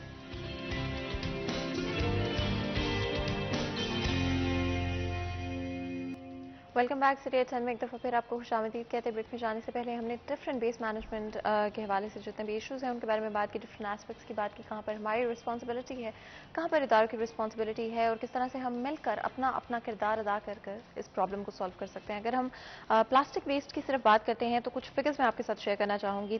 3.9 ملین ٹنز پلاسٹک ویسٹ صرف پاکستان کے اندر 2020 کے اندر ویسٹ کیا گیا تھا، اور of course at the end وہ سارا کا سارا اوشن میں کلیکٹ ہو جاتا ہے. بڑے افسوس کی بات ہے، اور جہاں پر ہم چاہتے ہیں کہ اس پرابلم کو جڑ سے ختم کیا جائے وہاں پر ہماری بھی بہت بڑی رسپانسبلٹی ہے. اداروں کے ساتھ مل کر کام کریں گے تب ہی ہم اس پرابلم کو سالو کر سکیں گے. ہمیں ہر کونے پر، ہر چوراہے پر نظر آتا ہے کہ ایک ڈھیر لگا ہوتا ہے کوڑے کا، اور ہم اس کو دیکھتے ہیں اور اگنور کر دیتے ہیں. یہ نہیں سوچتے کہ اگر اسی طرح سے ہمارے گھر کے اندر کسی کونے میں ویسٹ پڑا ہو تو وہ ہمیں کتنا برا لگے گا. تو یہ ملک ہمارا گھر ہے، یہ شہر ہمارا گھر ہے، اور ہم نے کوشش کرنی ہے کہ اپنا کردار ادا کریں اور پوری طرح سے اداروں کی مدد کریں تاکہ ہم اپنی ایریا کو، اپنی جو بھی آپ کا چاہے وہ گھر ہے، چاہے وہ آپ کا شہر ہے، اور ہمارے ملک کو ہم صاف بنا سکتے ہوں. آگے بڑھتے ہوئے پلاسٹک ویسٹ کے حوالے سے بھی بات کر لیتے ہیں. کیا اسٹریٹجیز آپ لوگ یوز کریں اس وقت پلاسٹک ویسٹ کو کم کرنے کے لیے، اور جس طرح میں نے کہا کہ شہری کیا کردار ادا کر سکتے ہیں؟ اس میں یہ گزارش ہے کہ یہ صرف اویئرنیس سے ہوگا. باقی آپ کو پتہ ہے کہ گورنمنٹ کمپین مختلف اوقات میں کرتی رہتی ہے اس سلسلے میں کہ پلاسٹک بیگ کو ختم کیا جائے، لیکن یہ ایک افریت ہے جو پاکستان کی جان نہیں چھوڑ رہا. پوری دنیا کے اندر یہ ایک قسم کا ایک بہت بڑا چیلنج کے طور پہ سامنے آیا. دنیا نے کسی حد تک مقابلہ کیا، لیکن ہمارے جیسے ملکوں کے اندر یہ تھوڑا سا چونکہ پبلک اویئرنیس کا ایشو ہے، لوگوں کو اس کی جو گریوٹی ہے، جو اس کی بعد میں تکالیف ہیں، اس کا شاید اتنا احساس نہیں ہو رہا. اس میں بتاتا چلوں کہ جس طرح عبد الرحمان نے بات کی کہ صدیوں تک جو ہے یہ چلتا ہے، یہ ڈسپوز آف نہیں ہوتا. 300 years I جی believe. کم از کم 300 سال سے لے کے 1000 سال تک مختلف کیپیسٹی کے ہیں نا، کچھ موٹے ہیں، کچھ پتلے ہیں، کچھ اوپر جو بیگ ہوتے ہیں 1000 سال تک 1000 سال تک جو ہے یہ نہیں جاتا، ختم نہیں ہوتا. اور جس طرح اپنے اینڈ پہ یہ چلا جاتا ہے سمندروں کے اندر، وہاں آبی حیات کے لیے مسئلہ ہے، یہاں پہ زمینی حیات کے لیے مسئلہ ہے. اور پھر جو آپ انوائرمنٹ کی بات کرتے ہیں، کیونکہ نارملی یہ بات نہیں ہوتی، انوائرمنٹ پولوشن کی بات نہیں ہوتی، انوائرمنٹ کی بات نہیں ہوتی، گلوبل وارمنگ کی بات نہیں ہوتی، کیونکہ ہمارا وہ شاید کانسیپٹ سوشل ویل بینگ کا بن نہیں رہا کہ ہم نے زندگی کو خوبصورت کس طرح کرنا ہے، اس دنیا کے اندر رہتے ہوئے اپنے شہروں کو خوبصورت کس طرح کرنا ہے، اپنی آکسیجن جو ہم لے کے زندہ رہ رہے ہیں اس کو صاف کس طرح رکھنا ہے. یہ چیزیں ساری جو ہیں وہ بیسکلی پرابلم پوز کر رہی ہیں ہمارے لیے. تو ہم ابھی بھی کیمپین کر رہے ہیں. آپ نے جس طرح کہا کہ برانڈز نے تو کر لیا, جو بڑے ڈپارٹمنٹل سٹورز ہیں, اچھے سٹورز ہیں, انہوں نے تو کر لیا, وہاں اویئرنیس آ گئی پبلک کی, انہوں نے کر لیا. لیکن جو چھوٹی دکان ہے, جو ٹھیلے والے ہیں, جو ریڑھی والے ہیں, ان کو کرنے کی ضرورت ہے. اور وہ چینج نہیں ہو سکتے, اس لیے نہیں ہو سکے کہ ان کا گاہک, اگر گاہک اپنے پرسنل تھیلے, جو کپڑے والا تھیلا جس کی ہم بات کر رہے تھے, جو ایک ماضی میں ہوا کرتا تھا, جس کی وجہ سے ماحول بچا ہوا تھا, لوگ بھی سیٹسفائیڈ تھے, پیسے بھی ایکسٹرا نہیں دینے پڑتے تھے, وہ اپنے گھر سے لے کے آتے تھے, سبزی دال جو بھی لینا ہوتا تھا سودا لیتے تھے اور گھر چلے جاتے تھے. اب پرابلم یہ ہوگی کہ وہ آپ کے کلچر نے اس کو ایک قسم کا برا پن اس کے اندر آ گیا کہ جی وہ آپ پکڑ کے نہیں جا سکتے, کیونکہ بازار آپ جاتے ہیں تو آپ کو فوراً اچھے سے اچھے خوبصورت کلر کے شاپر ملتے ہیں, وہ آپ لے کے آرام سے مارکیٹ سے آ جاتے ہیں, برانڈز کے نیم اس کے اوپر چھپے ہوئے ہیں. تو یہ چیز جو بیسیکلی ہے, یہ ریئلائزیشن پبلک کے اندر ہوگی کہ یہ کتنا بڑا چیلنج ہے, کتنی بڑی افریت ہے یہ. اس کے بعد لوگ جو ہیں وہ چینج ہو گئے. تو ریڑھی والے کے پاس تو آپ کو اپنی چیز لے کے جانی پڑے گی, ویدر آپ ٹوکری لے کے جاتے ہیں, تھیلا لے کے جاتے ہیں, تو وہ کرنا پڑے گا, یا اس کے اوپر ایسا قانون آ جائے کہ 100% بین ہو جائے, گورنمنٹ اس کے اوپر اپنی کوگنیزنس لے. تو وہ میرے خیال میں تھوڑا سا یہ مشکل ہوتا ہے, کیونکہ پبلک کا جہاں پہ ایشو آ جاتا ہے, اور اسپیشلی غریب آدمی کا جو ایشو آ جاتا ہے, وہاں پہ گورنمنٹ بھی تھوڑی سی وہ مشکل میں ہو جاتا ہے یہ مسئلہ تھوڑا سا. تو اس میں گزارش یہ ہے کہ پبلک کو اٹس سیلف اویئر ہونے کی ضرورت ہے. عبد الرحمان, ہم نے جو 3 چیزیں ڈسکس کی, اسپیشلی عید کے حوالے سے بھی ہماری بات ہوئی, بن پلیسمنٹ کے حوالے سے, اور ہماری اپنی جو رسپانسبلٹی ہے ایز شہری کی, ہم کس طرح سے اسے ڈیل کریں, اینڈ پلاسٹک ویسٹ کے حوالے سے. ان تینوں پر آپ کا کیا اوپینین ہے؟ اور اگر ہم اوور آل بات کریں تو اداروں کو لے کر, اور ہم خود کہاں پر ہمیں بدلنے کی ضرورت ہے؟ دیکھیے, اس میں اداروں کو اپنا کام بہتر کرنے کی اویسلی ضرورت ہے, ملازمین پورے ہونے چاہیے, مشینری گاڑیاں پوری ہونی چاہیے, لیکن یہ گزارش یہ ہے کہ لوگوں سے کہ جو قربانی کے علائشیں ہیں وہ کم از کم نہروں میں مت پھینکی جائیں نا. یہ ایک بڑا مسئلہ ہر سال سامنے آتا ہے کہ جو نہریں بھری پڑی ہوتی ہیں وہ, اور وہاں سے پھر وہ علائشیں نکالنا, سمجھ لیں کہ وہ ڈبل کام کے برابر ہو جاتا ہے نا. اگر وہ کسی اسپاٹ پہ نہ بھی پھینکے, اپنے دروازے پہ پھینک دیں, کوئی کال چلا دے, تو وہ اٹھانی آسان ہو جاتی ہے, لیکن وہ نہر سے یا راج باغ سے نکالنی وہ بڑا زیادہ کام ہو جاتا ہے, اور پھر اس کی وجہ سے کئی دنوں تک وہاں سے جو اسمیل نہیں جاتی, کئی دنوں تک جو ہے وہ صفائی نہیں ہو پاتی. تو لوگوں کو اپنے ملک سے تھوڑا سنسیئر ہونا چاہیے, اپنے شہر سے, اپنے علاقے سے, اور صفائی کے حوالے سے اویئر بھی رہنا چاہیے. پھر اگر کہیں پر مسئلہ آتا ہے تو اس میں FWMC کو فون کر کے ان کی جو ویب سائٹ ہے اس پہ یا سٹیزن پورٹل پہ اپنی شکایت درج کروائی جا سکتی ہے. پھر سب سے بڑا مسئلہ یہ آتا ہے کہ یہ جو خالی پلاٹس موجود ہے, حالانکہ پراپرٹی کا ریٹ کہاں پہ چلا گیا, لیکن جو ہمارے اوورسیز پاکستانی ہیں جن کی بڑی بات کی جاتی ہے, تو وہ پلاٹس لے کے چھوڑ دیتے ہیں ادھر. وہ کسی بھی محلے میں ہو, وہ پھر وہ جو ہے ایک طرح سے جو ہے وہ کوڑے والوں کے لیے نا خالی پلاٹس جنت میں بنی کوڑا ہوتی پھینک ہے. دیتے ہیں. وہ سارے لوگ گھروں سے ادھر پھینک دیتے ہیں کوڑا نا, وہ بھرا رہتا ہے, وہ ایک علیحدہ ہی لوگوں کے لیے عذاب ہوتا ہے, اور اس کا مالک بھی ادھر موجود نہیں ہوتا, یا تو وہ 4 دیواری کروا لے تو یہ مسئلہ حل ہو جائے. تو یہ تھوڑا سوچنے کی ضرورت ہے, یا پھر جو خالی پلاٹس ہیں انہیں ٹیکس لگایا جائے اس مد میں, کہ جو ان کی وجہ سے جو مسئلہ آتا ہے, جو پورے محلے کا جو امیج ہے وہ خراب ہو جاتا ہے. کیونکہ دیکھیں, اس میں ایک جگہ پہ اگر آپ کوڑا پھینکتے ہیں نا, تو دیکھا دیکھی سارے لوگ ادھر پھینکنا شروع ہو جاتے ہیں, ایک طرح سے جو بھیڑ چال کا شکار قوم ہو جاتی ہے نا. یہ ایک بڑا مسئلہ ہے. روڈ پہ کسی جگہ پہ کوئی تماشا ہو رہا ہو تو اس طرح سے قوم دیکھنا شروع ہو جاتی ہے نا, 1000 بندہ ادھر ہی رش لگا کے بیٹھ جاتا ہے, ایکسیڈنٹ معمولی سا ہو تو وہاں پر جو ہے وہ امدادی ٹیم کو مشکلات کا سامنا کرنا پڑتا ہے. یہ مزاج تھوڑا سا جو ہے وہ تبدیل کرنے کی ضرورت ہوتی ہے, تاکہ جو سروسز پرووائڈ کرنے والے ڈپارٹمنٹس ہیں انہیں جو اپنی سروسز بہتر طریقے سے پرووائڈ کرنی چاہیے. تو یہ ایک بڑا مسئلہ ہے, لوگوں کو از خود سوچنا چاہیے. پھر تھوڑا سا اس پر چیک اینڈ بیلنس ہونا چاہیے لوگوں کا بھی اور کمپنی افیشلز کا بھی, کہ اپنے ملازمین پر کبھی جو ہے وہ اچانک سے ریڈ کر لیا, اچانک سے دیکھ لیا کسی ایسی یوسیز میں جہاں پر بار بار مسئلے آتے ہیں, اس میں از خود وزٹ کر کے دیکھ لیا جائے, تو بھی کئی چیزیں کلیئر ہو جاتی ہیں. کیونکہ جب ڈپٹی کمشنر کسی یوسی میں بتا کر جائیں گے تو اوبویسلی وہاں پر جو ہے وہ صفائی کی صورتحال بہتر ہوگی, لیکن اگر اچانک سرپرائز وزٹ ہوتا ہے تو پھر اس میں جو حقائق ہے وہ خاصے سامنے آ جاتے ہیں. پھر اس میں جو بلدیات والے ہیں انہیں اگر ساتھ ملایا جائے, اسٹیک ہولڈرز, تو ان کو ساتھ ملا کے بھی کافی جو ہے وہ بہتری لائی جا سکتی ہے. اس میں اویئرنیس کے حوالے سے بھی آئی تھنک بہت ساری چیزوں کو بدلنے کی ضرورت ہے, جہاں پر ایک طرف ہم سوچتے ہیں, اور آئی تھنک ہم سب انڈیویجول کے طور پہ ضرور سوچتے ہیں کہ چیزیں امپروو ہونی چاہیے، لیکن as a society as a community I think ہم وہ چیزیں ڈسکس نہیں کر پاتے، اویئرنیس نہیں ہوتی. جس طرح آپ نے بات کی کہ کسی بھی پلاسٹک کے شاپر کی اگر ہم بات کرتے ہیں، انفیکٹ باٹلس کی اگر ہم بات کرتے ہیں، یہ 2 ایسے پروڈکٹس ہیں جو کہ زیادہ استعمال کیے جاتے ہیں کمپیریٹیولی اور زیادہ ویسٹ میں آپ کو نظر آتے ہیں. 1000 سال بھی لگ جاتے ہیں اور 300 سال بھی لگ جاتے ہیں اس کو ڈیکمپوز ہونے میں، کمپلیٹلی ختم ہونے میں، جس کا مطلب ہے اتنی دیر تک یہ ہماری انوائرمنٹ کو ون وے اور اندر ڈیمیج کرتا رہتا ہے. تو یہ بڑی ایک افسوسناک سچویشن بھی ہے اور حیران ہونے کی بات بھی ہے. کرنٹلی اگر ہم بات کریں اویئرنیس کے حوالے سے، کہاں سٹینڈ کرتے ہیں اور کہاں پر بہتری آ سکتی ہے؟ اس میں یہ بتاتا چلوں کہ ہمارا FWMC کے اندر پورا ایک ڈپارٹمنٹ ہے جو اویئرنیس کر رہے ہیں. کمیونیکیشن ڈپارٹمنٹ ہے، میڈیا کے ساتھ بھی ان کا اچھا لائزان ہوتا ہے. میں بھی بلکہ جو آپ کے پاس آیا ہوں اس کمیونیکیشن ڈپارٹمنٹ کے تھرو ایک قسم کا آیا ہوں. عبدالرحمان صاحب کے ساتھ میری پرسنل یاد اللہ ہے، وہ آتے جاتے رہتے ہیں، تو یہ ایک توسل بنتا ہے جس کی ضرورت. اب اس میں جو ہمارا ڈپارٹمنٹ، آپ کو پتہ ہوگا کہ ہماری ایک پوری ویب سائٹ ہے. ویب سائٹ کے اوپر کمپلین بھی لوگ جمع کروا سکتے ہیں اور اسی دن وہ کمپلین جو ہوتی ہے وہ ہم کرتے ہیں، اس کا فیڈ بیک بھی لے لیں اور اس کو ڈسپوز آف بھی کر لیں.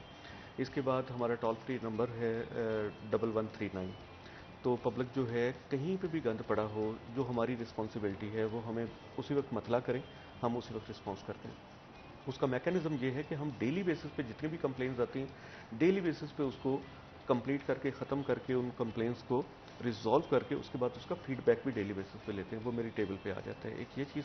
دوسرے نمبر پہ ہمارا پورا گروپ ہے، میں ذاتی طور پہ بھی جاتا ہوں یونیورسٹیز کے اندر، کالجز کے اندر، تاجروں کے اندر، پبلک کے اندر، اور وہ ہمارے جو بیسکلی جو ممبر ہیں وہ بھی جا رہے اترے ہوتے ہیں مختلف اداروں کے اندر. ٹیچ کرنے کی ضرورت ہے بیسکلی اسٹوڈنٹس کو. اگر آپ ایک اسٹوڈنٹ کا ذہن تبدیل کرنے کے قابل ہو جائیں تو پوری فیملی کم سے کم بہتر ہو جاتی ہے. وہ بچہ مجبور کر لیتا ہے اپنے باپ کو. میں نے کئی دفعہ ایسا دیکھا ہے جب لوگ، آپ کو پتہ ہے آپ پیچھے گاڑی چلا کے جا رہے ہیں اور اگلی گاڑی والا یکدم کوئی ریپر پھینک دے آپ کے اوپر، یا وہ ملک شیک جوس پینے کے بعد وہ گلاس پھینک دے، پچھلی گاڑی آپ کی آ رہی ہے، تو کتنی تکلیف ہوتی ہے. تو اس چیز کو چینج جو ہے وہ ایک بچہ کر سکتا ہے بالکل، اگر آپ نے اس کو پراپرلی ٹرین کیا ہو، اس کو بتایا ہو کہ یہ بہت بری حرکت ہے، گندی حرکت ہے. ایک تو آپ لیٹر کر رہے ہیں پورے شہر کو، دوسرے نمبر پہ آپ غیر اخلاقی کام کر رہے ہیں. اس چیز کو بتانے کی ضرورت ہے. تو اس کے لیے اویئرنیس ہے. تو ہم مسلسل کر رہے ہیں ایکٹیویٹیز کالجز کے اندر، یونیورسٹیز کے اندر، مختلف جگہوں کے اوپر. میں نے ریسنٹلی جو ہے وہ یہ 8 بازاروں کے اندر میں جاتا رہتا ہوں، تاجروں سے ملتا رہتا ہوں. تو یہ کرنے کی اینڈ ضرورت وداؤٹ اے ہے. ڈاؤٹ آئی ڈو تھنک کہ یہ اٹس اے فرسٹ اسٹیپ، اور اس سے آگے بہت ساری چیزیں بالکل. جی بہت بہت شکریہ آپ دونوں کا، آج آپ نے ہمارے لیے وقت نکالا، ہمارے شو کے لیے وقت نکالا. یاد رکھیں اپنے علاقے کو، اپنے گھر کو، ہمارے ملک کو صاف رکھیں. یہاں پر ایک چھوٹا سا بریک لیں گے، کہیں مت جائے گا، ہمارے ساتھ رہے گا.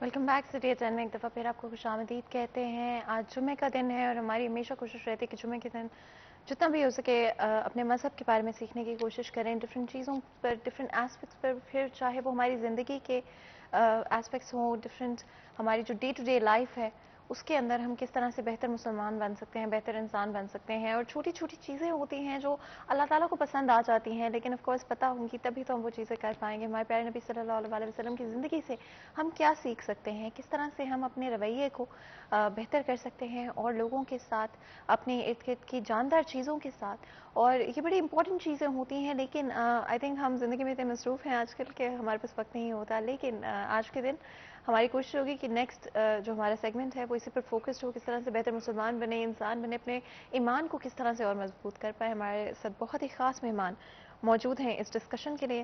میں جلدی سے آپ کا انٹروڈکشن کرا دیتی ہوں. ہمارے ساتھ علامہ سید حسن مجتبیٰ ترمذی صاحب موجود ہیں جو کہ اسلامک اسکالر ہیں. آپ کو ویلکم کرتے ہیں شو میں. بہت بہت شکریہ آپ کا ہمیں آج جوائن کرنے کے لیے، ہمارے شو کے لیے وقت نکالنے کے لیے.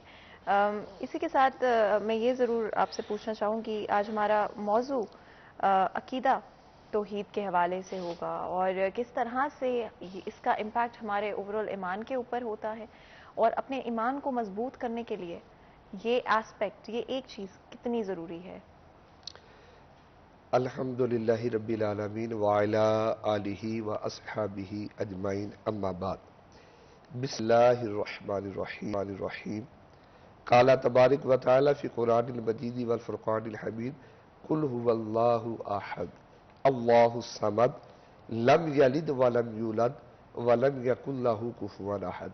सदक़ल्लाहुल अज़ीम। अल्लाहुम्मा सल्लि अला सय्यिदिना व मौलाना मुहम्मदिन व अला आलिहि व अस्हाबिहि व बारिक व सल्लिम। अस्सलातु वस्सलामु अलैका या सय्यदी या रसूलल्लाह व अला आलिका व अस्हाबिका या सय्यदी या हबीबल्लाह।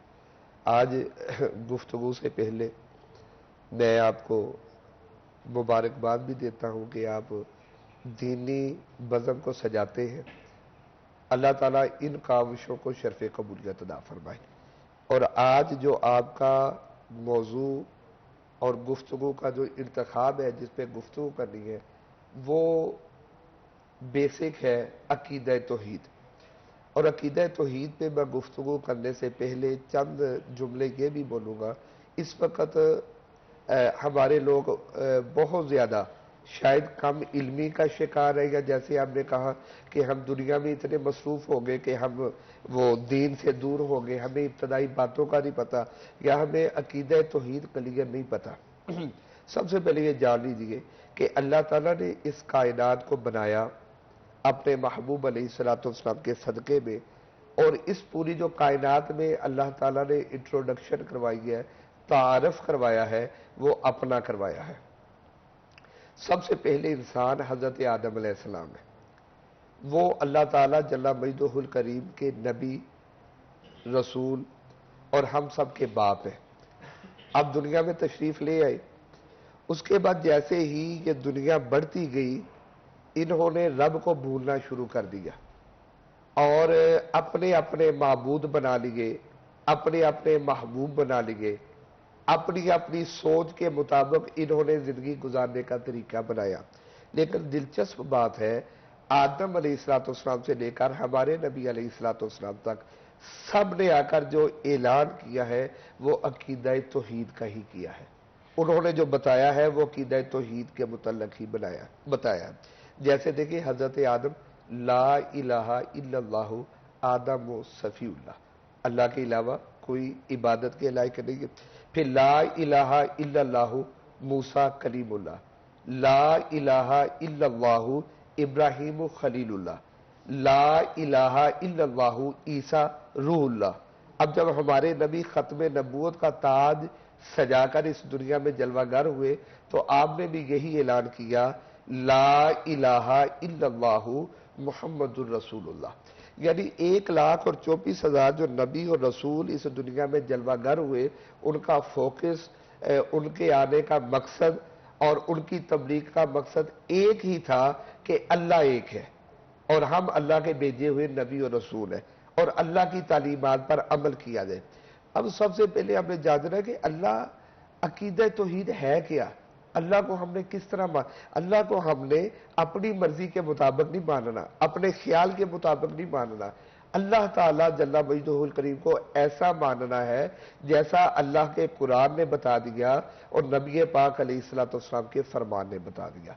अब अकीदा तौहीद को सीखने के लिए देखिए, तौरात, अंजील, ज़बूर में भी जिक्र आया, हमारा भी उम्मतों का जिक्र आया अकीदा तौहीद, और कुरान पाक में भी अकीदा तौहीद का 12 मरतबा जिक्र है, जो मुख्तसर हम इस प्रोग्राम में जितना हो सका करेंगे। उसमें से एक सूरत है जिसे सूरह तौहीद बोला जाता है, उसे सूरह इखलास भी बोला जाता है, और भी इसके बहुत से नाम है अल्लाह ने। और तकरीबन वो बच्चे को याद है, क्या है, कुल हुवल्लाहु अहद। अच्छा, यहाँ जो दिलचस्प नुक्ता अहले इल्म के लिए, लफ्ज़ कुल पहले लगाया, कुल ए महबूब आप फरमा दें, हुवल्लाहु अहद, वो अल्लाह एक है। अब मैं यहाँ जब मैं इसकी तफसीर बयान करूँ किसी मजलिस में, महफिल में, किसी भी जगह, तो मैं वहाँ ये जुमला ज़रूर बोलता हूँ कि देखो अल्लाह ताला ने सूरह तौहीद से पहले लफ्ज़ कुल क्यों लगाया है। कुरान की बहुत सी आयतें ऐसी हैं जिससे पहले कुल नहीं लगा और हु से शुरू, जैसे हुवल्लाहुल्लज़ी ला इलाहा इल्लहु आलिमुल गैबि व शहादति हुवल रहमानुर रहीम। अगली आयत, हुवल्लाहुल्लज़ी ला इलाहा इल्लहु अल मालिकुल कुद्दूसुस सलामुल, फिर कंटिन्यू होती है। उससे अगली आयत, हुवल्लाहुल खालिकुल बारिउल मुसव्विरु लहुल अस्माउल हुस्ना। तो अगर अल्लाह ताला जल्ला मजदुहुल करीम ये सूरह मुबारका कुल को काट कर शुरू करता हुवल्लाहु अहद अल्लाहु समद लम यलिद, तो इसके मैंने और मफहूम में कुछ फर्क नहीं पड़ना था। लेकिन दिलचस्प बात यह है कि अल्लाह ने इससे हुवल्लाहु अहद से पहले लफ्ज़ कुल लगाया है। ए महबूब आप फरमा दें, यानी जो मेरे तक आना चाहता है, जो अकीदा तौहीद सीखना चाहता है, जो मेरी दाम में रहमत में आना चाहता है, ए महबूब उसे पहले आपका दामन पकड़ना पड़ेगा। कुल आपकी जुबान पर उसे ईमान लाना पड़ेगा। अगर वो आपकी जात पर ईमान लाएगा तो मैं रब उसको मिल जाऊंगा, और अगर वो आपको ना माने, भले फिर वो जो मर्जी करता फिरे, जितनी मर्जी नेकियां करता फिरे, जो मर्जी करे, मैं उसको नहीं मिलूंगा, क्योंकि हमारे नबी क़यामत तक के लिए कुल ए नबी आप फरमा दे हुवल्लाहु अहद, वो अल्लाह एक है। आगे फरमाया अल्लाहु समद, अल्लाह बेनियाज है, लम यलिद व लम यूलद। देखो इस दुनिया में इंसान का वजूद माँ बाप होते हैं, फिर औलाद होती है। अल्लाह ने समझाया कि मेरा ना कोई माँ है ना बाप है और ना ही मेरी कोई औलाद है। वलम यकुल्लाहु कुफुवन अहद, और कोई भी मेरा हमसर नहीं, यानी इसके अंदर मुफस्सिरीन अल्लाह की बीवी भी नहीं, ना माँ है ना बाप है ना औलाद है ना अल्लाह ताला, अल्लाह एक है। अल्लाह नूर समावाति फिल अर्द, अल्लाह जमीन और आसमान का नूर है, वो एक है, वाहिद है, यकजा है, उस जैसा कोई भी नहीं है।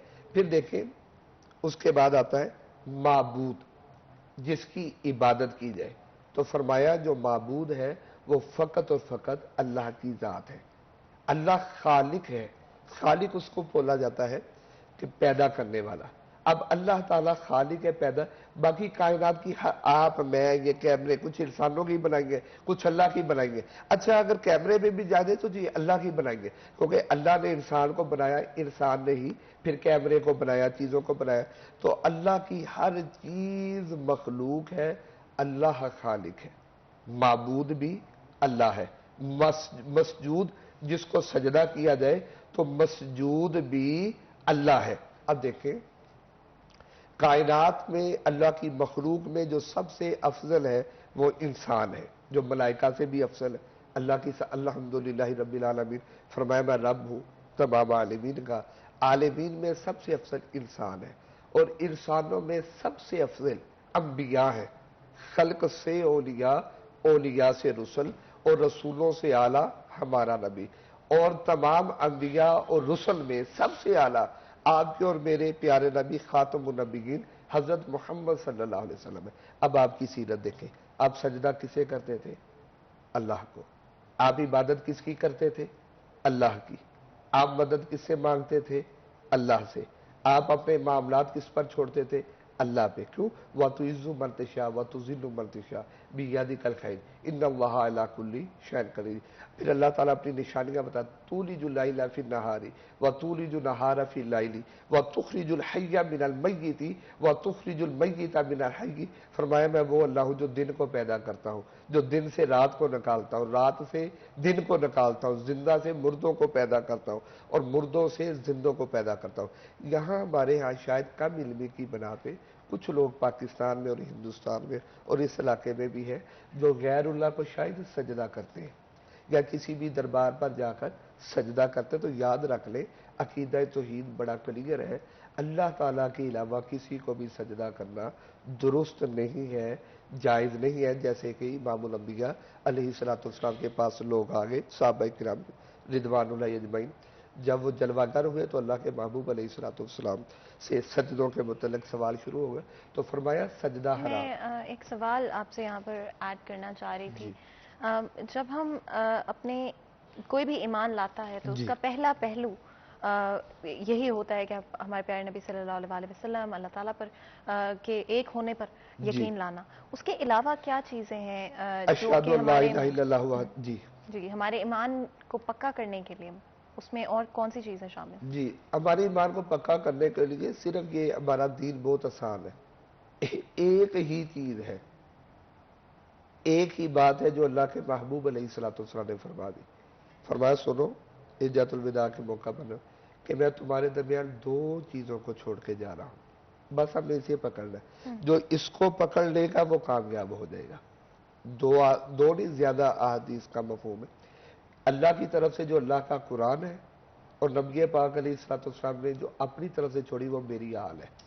یہ صحابہ کرام رضوان اللہ علیہم سب کے لیے اللہ کا قرآن پکڑ لے, نبی پاک کی آل کو پکڑ لے, اللہ کو پکڑ لے, نبی پاک کی سنت کو پکڑ لے. اب آل کو کیوں کہا؟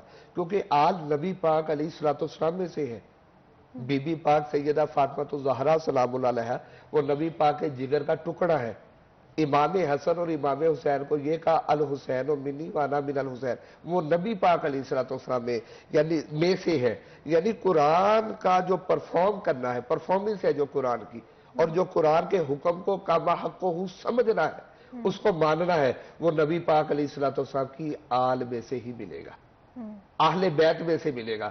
صحابہ کرام رضوان اللہ اجمعین وہ ہمارے سر کا تاج ہے, ان کے پاؤں کی دھول ہماری آنکھوں پہ ہے. کائنات کی کوئی بھی چیز صحابہ کرام جیسی نہیں ہو سکتی, لیکن صحابہ کرام کے لیے بھی مشعل جو راہ ہے, جو وہ نبی پاک کی ذات اور اہل بیت اطہار کی محبت ہے, اہل بیت اطہار کا دامن ہے. مولا علی علیہ السلام, ویسے میں نے سجدے پہ بھی تھوڑی سی بات کرنی, لیکن میں علامہ صاحب یہاں پہ ایک اور چیز جو میں ایک بات میری پوری ہو جائے. اب حضرت علی علیہ السلام نے جب قرآن پاک کی تفسیر کو بیان کرتے ہوئے کہا, فرمایا سنو پورے قرآن کا مفہوم سورہ فاتحہ ہے. سورہ فاتحہ کا جو نچوڑ ہے وہ بسم اللہ ہے, اور بسم اللہ کی نچوڑ با ہے, با کے نیچے ایک نقطہ ہے, تو وہ جو نقطہ ہے وہ میری ذات مولا علی کی ذات میں ہوں. اور فرمایا اگر میں سورہ فاتحہ ہی کی تفسیر لکھوں تو 70 اونٹ بھر جائے لیکن اس کی تفسیر مکمل نہ ہو. یہ ہے, آپ نے فرمایا تھا کہ اللہ اور اس کے نبی کے بعد کس چیز کو پکڑنا, وہ قرآن و سنت, قرآن و حدیث اور قرآن اہل بیت. بالکل. اگر بچوں کے حوالے سے بات کرتے ہیں, بچوں کی تربیت بڑی امپورٹنٹ ہوتی ہے, اور چھوٹی عمر سے صحیح تربیت بڑی امپورٹنٹ ہوتی ہے. کہاں سے شروعات کرنی چاہیے, کس عمر سے شروعات کرنی چاہیے, اور پہلے کیا کانسیپٹس ہونے چاہیے کسی بھی پیرنٹ کے لیے تاکہ آسانی ہو سکے اپنے بچے کو گائیڈ کرنا صحیح راستے پر؟ ہم مسلمان ہیں اور ہمارے لیے یہی قرآن و حدیث اور قرآن و سنت ہے. قرآن جو ہے وہ زندگی گزارنے کا مکمل طریقہ سکھلاتا ہے. کسی نے کہا کہ انسان کی جو درسگاہ ہے پہلی, اس کی جو یونیورسٹی ہے وہ ماں کی گود ہے. ماں باپ کا دین سیکھنا, قرآن سیکھنا, اور قرآن و سنت کے مطابق اولاد کی تربیت کرنا. یہ نہیں, دیکھیں بچپن سے ہی جب گھر میں اسلامی گفتگو ہوگی, اب آج کل موبائل کا دور ہے, اور یہ آپ نے دیکھا ہوگا گھر میں اگر جو بھی چیز لگی ہے تو بچے اسے پک کرتے ہیں. یہ 2 سال 4 سال 5 سال کی عمر تک اگر گھر میں نعتوں کا ماحول ہے تو میں نے دیکھا ہے کہ بچے نعت پڑھتے ہیں, اور اگر گھر میں ماحول کوئی گانے کا ہے یا کوئی ایسا ہے تو بچوں کو وہ گنگناتے ہوئے سنا گیا. اس کا یہ نہیں ہے کہ آپ نے بڑے ہو گئے تو سکھلانا, نہیں, تربیت شروع سے شروع ہو جاتی. اہل تصوف یہاں تک کہتے ہیں کہ آپ کے بچے کے منہ سے جو پہلا لفظ نکلے وہ اللہ نکلے, بسم اللہ نکلے, درود پاک نکلے. وہ کب ہوگا؟ جب ماں باوضو ہو کر, دیندار ہو کر بچے کو دودھ بھی پلائے گی, بچے کی تربیت بھی کرے گی, پھر یقیناً اس کا اثر یہی ہوگا. کوئی غوث اعظم پیدا ہوں گے, کوئی داتا علی حجویری پیدا ہوں گے, کوئی بابا فرید پیدا ہوں گے. تو جو پہلی درسگاہ ہے, اس کے بعد نبی پاک علیہ السلام کے مفہوم ہے کہ جب 7 سال کا عمر ہو جائے پھر نماز کی طرف لگائیں. پھر ایسی آپ نے فرمایا جب 9 سال میں ہو جائے, 10 سال میں پھر سختی کرنی شروع کر دیں. ظاہری بات ہے چھوٹے بچے پہ تو نماز شروع نہیں ہے, لیکن 7 سال سے اسے, بلکہ آپ پہلے سے لگائیں. دیکھیں سب سے پہلے جو نمازی ہیں اعلیٰ حضرت عظیم البرکت شاہ احمد رضا فاضل بریلوی نے یہ لکھا ہے اپنی کتب میں, سب سے پہلے نمازی جو ہے وہ مولا علی علیہ السلام ہے. اچھا, میں نے جب اس فکرے کو پڑھا تو میں بڑا پریشان ہو گیا کہ سوچا کہ وہ بچے بھی ہیں اور پہلے نمازی کیسے ہے. پھر سوچنے کے بعد میں اس نتیجے پہ پہنچا کہ چونکہ جو نبی پاک علیہ السلام ہے وہ عبد المطلب علیہ السلام کی وفات کے بعد ابو طالب علیہ السلام کے گھر میں تھے, اور علی نے آنکھ کھولی نبی پاک علیہ السلام کے پاس, بلکہ کتابوں میں آتا ہے کہ تربیت آپ نے فرمائی. وہ نبی پاک کو نوافل پڑھتے دیکھتے تھے, انہوں نے سیکھ لیا کہ سرکار کچھ کرتے ہیں. بلکہ بخاری شریف کی ایک روایت کا مفہوم ہے کہ ساتھ کھڑے ہو, جیسے بچہ نہیں کھڑا, اب گھر میں نماز پڑھے کوئی چھوٹا بچہ مہمان آیا بیٹی کھڑا ہو جاتا ہے, تو وہ انہوں نے سیکھا. بالکل ایسے ہی بچوں کے لیے آئی تھنک سب سے زیادہ important, correct me if I am wrong علامہ صاحب, کہ دیکھ کر سیکھنا زیادہ آسان رہتا ہے، زیادہ آسان رہتا ہے۔ اور جب وہ دیکھتے ہیں کہ آپ کے گھر میں نماز پڑھی جا رہی ہے، عبادت کی جا رہی ہے، اور ایک بڑی کچھ دن پہلے کی بات ہے کہ میں نے کہیں پر سنا کہ جب ہم بچوں سے چھوٹے چھوٹے جھوٹ بلواتے ہیں اور ہم کہتے ہیں اچھا جی جاؤ جا کر کہہ دو کہ ابو تو گھر پر نہیں ہے، ابو سو رہے ہیں، ابو نے فون نہیں اٹھایا کسی وجہ سے، فون اٹھا کے کہہ دیا جاتا ہے کہ کسی کے اگر رشتہ دار کی کال آ رہی ہے تو ان کو کہہ دیں جی کہ مصروف ہیں، گھر پر نہیں ہے، فون گھر پر پڑا ہوا ہے. اور اس طرح کی چھوٹی چھوٹی چیزیں بچے پک کرتے ہیں، وہ پھر اپنی زندگی کے اندر انہی چیزوں کو ساتھ لے کر چلتے ہیں. تو یہ کم عمر میں جب چھوٹے بچے ہوں اسپیشلی وہاں پر آئی تھنک سب سے زیادہ امپیکٹ پڑتا ہے. جب آپ چھوٹی عمر سے بچے کو اچھی چیزیں سکھاتے ہیں، خود اچھا ایکٹ کر کے دکھاتے ہیں، تو وہاں سے بچے سب سے زیادہ چیزوں کو پک کرنا شروع کر دیتے ہیں. آپ کی بات بالکل ٹھیک ہے. یہی پہ میری بیٹی ہے حرف فاطمہ، وہ جب 2 سال کی چلنے کے قریب جب میں سجدہ کرتا تھا میرے اوپر آ جاتی تھی. اب وہ کیا ہوتا ہے کہ وہ جھا کر خود سجدہ کرتی ہے. اب کس نے کہا اسے نماز پڑھو؟ وہ جو آنکھوں سے دیکھنا جو آپ کرتے ہیں بچے ویسا کرنے کی کوشش کرتے ہیں. بالکل ایسے ہی ہے. اور جب ہم بریک سے واپس آئیں گے تو ہمیں ایک اور بہت ہی خاص مہمان بھی جوائن کریں گے، لیکن اس سے پہلے بریک لیتے ہیں. کہیں مت جائے گا، ہمارے ساتھ رہیے.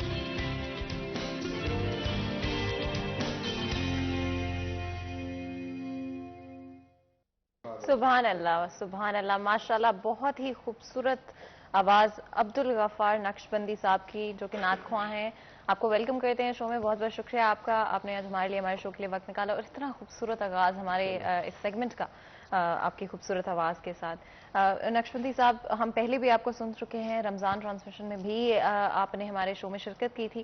اگر میں بات کروں نعت خوانی کے حوالے سے، تو آج کی بہت سارے ایسے نوجوان ہوں گے جو آپ کو آئیڈل سمجھتے ہوں گے، وہ چاہتے ہوں گے کہ آپ کی طرح اپنی آواز کو کر سکتے ہوں، پریکٹس کریں.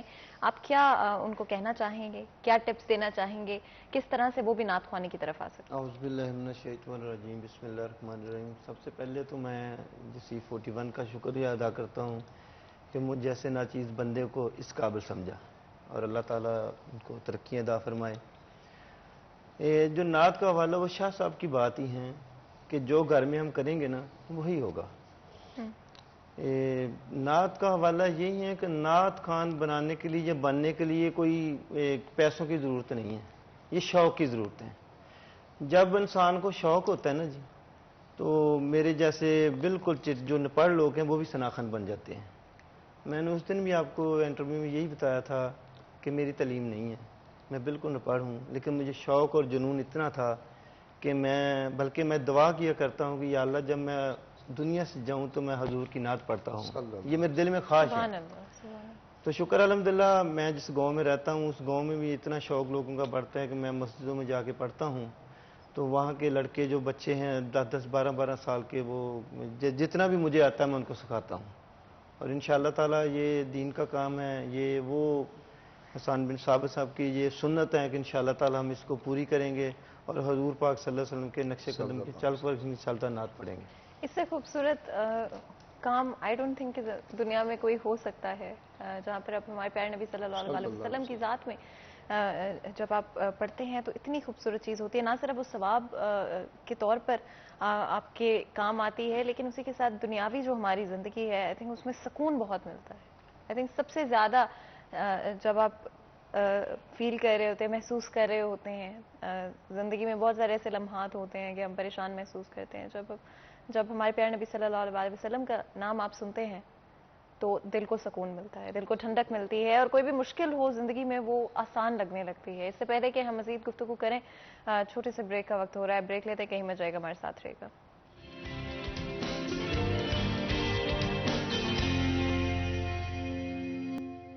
ویلکم بیک سے ریٹ میں ایک دفعہ پھر آپ کو خوش آمدید کہتے ہیں. آپ کو پتہ ہے بریک میں جانے سے پہلے ہم نے بہت ہی خوبصورت آواز سنی عبدالغفار نقشبندی صاحب کی. اس سے پہلے ہم آج عقیدہ توحید کے حوالے سے بات کر رہے تھے، کس طرح ہم اپنے ایمان کو زیادہ مضبوط کر سکتے ہیں. اور ایک چیز جو کہ ہمیشہ نظر آتی ہے ہمارے معاشرے میں کہ ہم جانتے ہیں چیزیں لیکن کئی دفعہ سمجھتے نہیں ہیں، اور اپنے مذہب کو پوری طرح سے فالو کرنے کے لیے، اپنے رب کے نزدیک ہونے کے لیے، ہمارے پیارے نبی صلی اللہ علیہ وسلم کی زندگی سے سیکھنے کے لیے ضروری ہے کہ نہ صرف ہمیں چیزیں پتہ ہوں، ان کا علم نہ ہو، لیکن اسی کے ساتھ ساتھ ہمیں یہ بھی پتہ ہو یا سمجھ ہو کہ ہم وہ چیزیں کیوں کرتے ہیں. اس کے پیچھے کیا امپورٹنس ہے، اس کا کیا سگنیفیکنس ہے ہماری زندگی میں، ہمارے مذہب کے ساتھ، ہمارے اوور آل زندگی کے ساتھ. آگے بڑھتے ہوئے اگر ہم عقیدہ توحید کی بات کرتے ہیں، علامہ صاحب کیا قبر میں پہلا سوال بھی یہی ہوگا؟ جی، امام بخاری اور صحاح کی بہت سی احادیث ہیں جن کا مفہوم یہ قبر کے اندر 3 سوال ہوں گے. جو پہلا سوال ہوگا وہ اللہ تعالیٰ جل مجدہ الکریم کے متعلق ہوگا. قبر کا جو دوسرا سوال ہوگا ماں دینوں کا، ماں ربوں کا، ماں دینوں کا. تیسرا سوال ہوگا امام الانبیاء صلی اللہ علیہ وسلم قبر میں جلوہ گر ہوں گے اور منکر نکیر پوچھیں گے بتا تو دنیا میں ان کے بارے میں کیا کہتا تھا.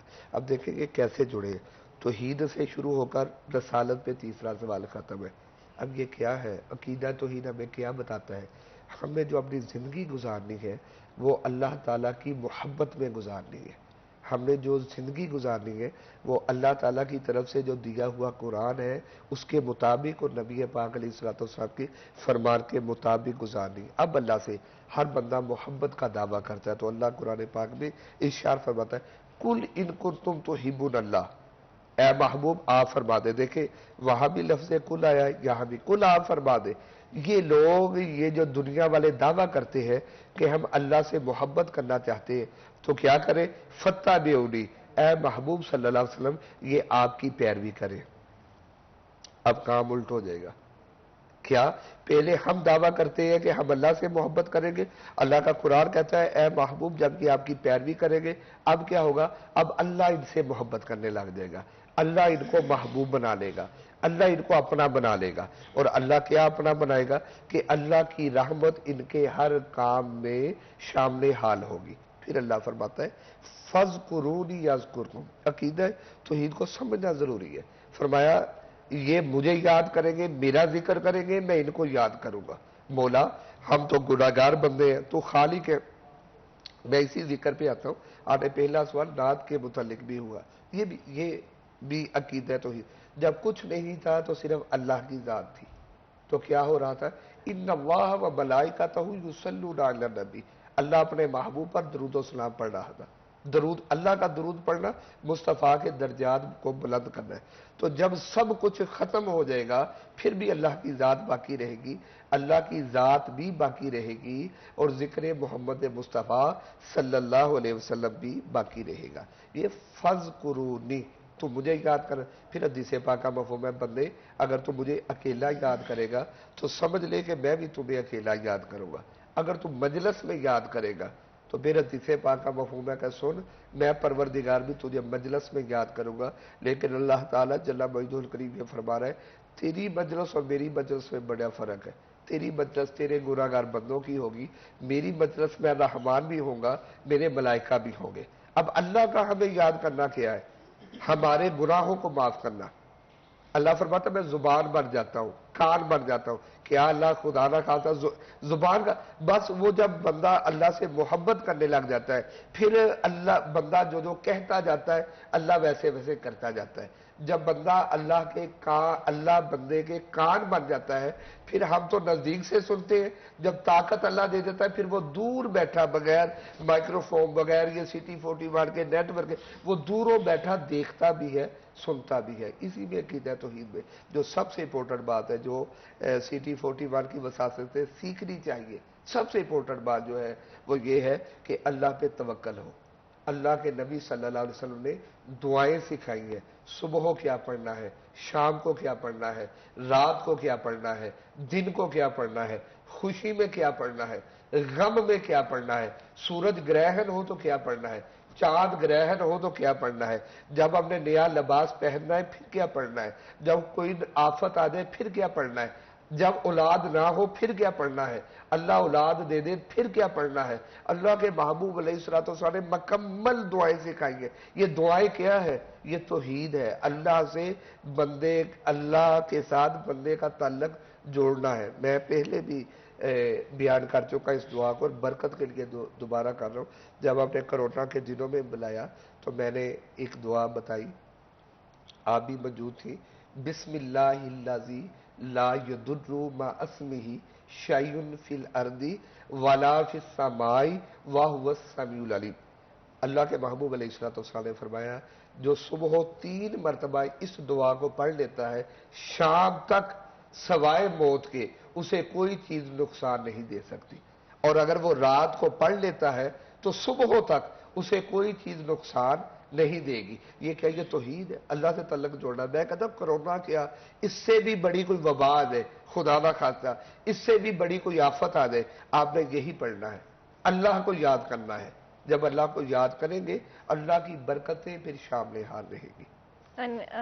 हमेशा यही कोशिश होती है आई थिंक हर इंसान की, हर शख्स की, हर मुसलमान की, कि जितना भी हो सके हम लोग इबादत करें, अपने रब से नज़दीक होने की कोशिश करें। और जिस तरह आपने बताया अलामा साहब, और बड़ी खूबसूरती से आपने बयान किया कि डिफरेंट दुआ जो हम पढ़ते हैं दिन के थ्रू आउट हमें किस तरह से पढ़नी चाहिए, अपनी ज़िंदगी के डिफरेंट जो मौके हैं, मौके हैं, वहाँ पर किस तरह से हम दुआ पढ़ सकते हैं। अगर हम अपनी डेली रूटीन की बात करते हैं, आम दिन की बात करते हैं, किस किस वक्त पर हम कौन सी दुआ पढ़ सकते हैं? वैसे तो पूरा ही कुरान पाक बरकतों वाला है, इसकी बरकतों का इनकार नहीं किया जा सकता, लेकिन ये बात याद रख लें अकीदा तौहीद में जिंदगी, रिज़्क, मौत, हर चीज़ का मालिक अल्लाह है। इसमें सूरह यासीन शरीफ है जिसको हमने बाकायदगी से पढ़ना है। अल्लाह ताला की रहमतों का नज़ूल होता है, 10 कुरान पाक जितना एक सूरह यासीन पढ़ने का सवाब है। इसी तरह कहते हैं कि रिज़्क नहीं है कि तंग दस्ती, आजकल अल्लाह ताला हमारी इस हुकूमत को नबी पाक का सदका कामयाब करे, हम अल्लाह करे कि मत रहे, और हमारे मुल्क को चलाने वाले वो पाक फौज हो या हमारे वज़ीर आज़म दीगर वज़रा हो, अल्लाह ताला उनकी गैबी मदद करे, क्योंकि ये पाकिस्तान इस्लाम के नाम पर बना है। जैसे रात पेट्रोल महंगा हो गया, अभी भी डिस्कस वक्त पे भी हो रहा, देखें अल्लाह के महबूब अलैहिस्सलाम ने सूरह वाक़िया शरीफ पढ़ने का हुक्म दिया। सूरह वाक़िया सूरह रहमान के पास 27वें पारे में आती। क्या होगा अगर रिज़्क में कमी है, तंग दस्ती है, मुफलसी है, तो वो खत्म हो जाएगी। मैं तो कहता हूँ वज़ीर आज़म पाकिस्तान से लेकर तमाम अवाम वो असर के बाद सूरह वाक़िया शरीफ तिलावत, फिर अल्लाह की रहमतें देखें, अल्लाह की फिर गैबी मदद देखें कैसी होगी।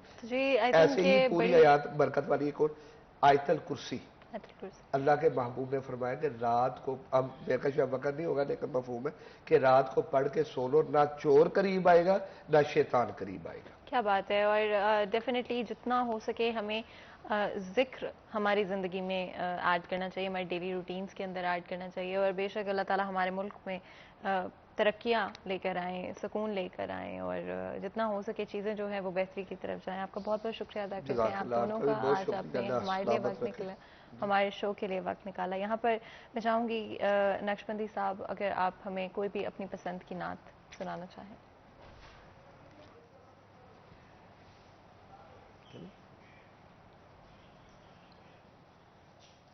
मौला